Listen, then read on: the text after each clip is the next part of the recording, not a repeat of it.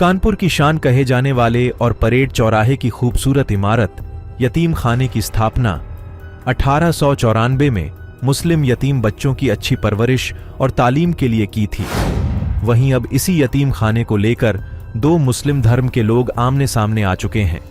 इस यतीम खाना कमेटी के पुराने कमेटी मेंबर बरकात नजमी ने आज एक प्रेस कॉन्फ्रेंस कर मौजूदा यतीम खाना कमेटी पर मनमानी और चंदा वसूली जैसे गंभीर आरोप लगाए हैं। बरकात नजमी ने कहा कि वे जल्द ही इस मामले में मुस्लिम समुदाय के सभी वरिष्ठ और बुजुर्ग लोगों के साथ वार्तालाप कर मौजूदा कमेटी को लीगल नोटिस भी देंगे।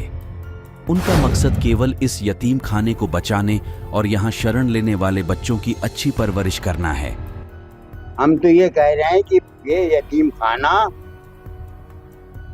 अपने आप में सक्षम था, इसका माल की कमी नहीं थी। इससे पहले भी इसको ज़कात नहीं देना चाहिए थी और हमने ये आवाज़ उठाई थी, आप लोगों ने छापी थी। यतीम खाने में किसी किस्म का कोई पैसा मत दीजिए, आपकी ज़कात आपका फितरा अदा नहीं होगा। तो हम तो बराबर से कह रहे हैं। अब सवाल ये है कि इस यतीम खाने में यतीम बच्चों का की फिक्र किसी को नहीं होती। पूरे साल इस जुगाड़ में रहते हैं कि हम कैसे चुन के आ जाएं। शहर के तमाम लोगों का एक बड़ा जलसा करेंगे, उसमें फैसला लेंगे कि अब क्या करना है, और उसमें जो फैसला लिया जाएगा हम उस पर आगे बढ़ेंगे और यतीम खाने में जाके बैठ जाएंगे। और एडमिनिस्ट्रेशन से भी हम कहेंगे कि साहब हमको सेवा करने दीजिए, हमारे बच्चे वापस कीजिए। हम कब्जा करने नहीं जा रहे। 45 साल हम एग्जीक्यूटिव मेंबर है, कभी कोई ओहदा नहीं लिया, बांटते थे हम। अब ये लोग आ गए। तो देखो भाई, यतीमों के साथ जो कुछ हो रहा है, तुम जितने प्रेस वाले हो तुम तो हमारे बहुत छोटे हो। ये काम जो आज तुम लोग कर रहे हो, ये सबसे बड़ा सवाब का काम है। अखबार हो या टीवी, पूरी जगह दीजिए, इसका आपको बहुत सवाब मिलेगा। सवाब किया जाए, आपके लिए भी सवाब है, मेरे लिए भी सवाब है। तो अल्लाह ताला आप सबको अच्छा रखे और ये जो यतीम खाने का मामला है इसको सुधार दे।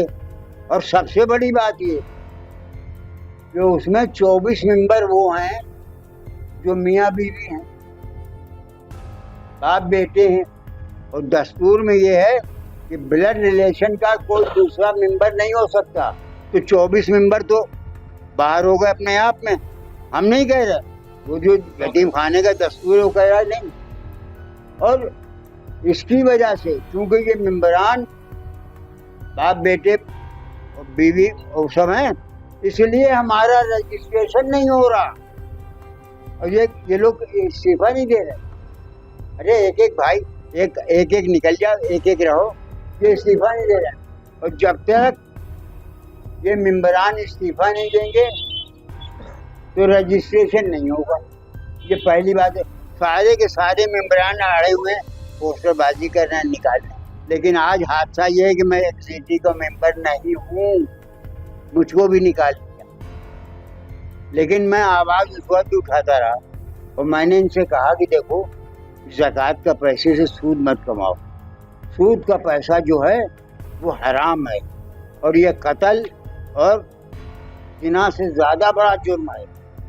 तो रसूलुल्लाह सल्लल्लाहु अलैहि वसल्लम ने फरमाया कि ऐसे लोगों पर जो सूद कमा रहे हैं उन पर अल्लाह की लानत और ये हमेशा जहन्नम में रहेंगे। ये रसूलुल्लाह सल्लल्लाहु अलैहि वसल्लम तो हमारे बच्चों का पैसा सूद दर सूद कमा रहे हैं, आज भी है। इसके खिलाफ आप प्रशासन के पास जाएंगे या अपने समाज? प्रशासन के पास हम नहीं जाते बेटा, तुम लोग गवाह हो। प्रशासन को हम बुलाते हैं अपने घर पे, हम उनको बुलाएंगे कि आइए। अरे हम मालिक हैं। देखो सीए का था, सब कह रहे थे कि वो डोरी वहाँ से हिल रही है दादा मियाँ के हाथ से।